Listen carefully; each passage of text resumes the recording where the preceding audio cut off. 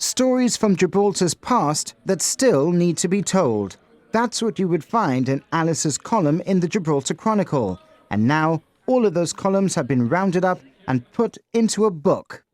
A well-known member of the community who has worked for many years to cover the stories of the day, now Alice has stories from the people of Gibraltar. What I tried to do really was get ordinary people in the community to bring their stories forward, you know.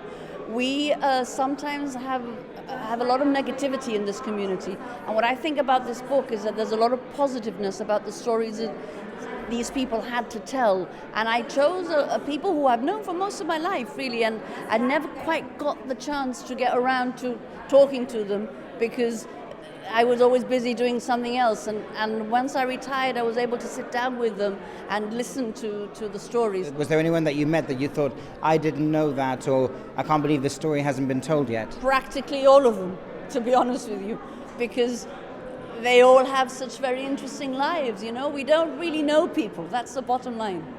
It was a team effort with everyone in the Chronicle pitching in, something editor Brian Reyes was keen to emphasize in his speech.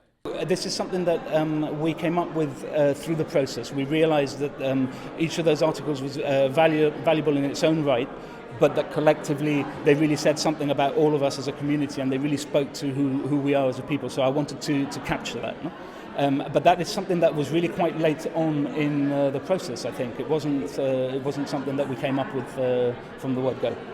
The stories are varied and at times emotional, and insights into the lives of those around us. The Gibraltar Chronicle will be selling the book by its former deputy editor from its offices at Watergate House in Linewall Road.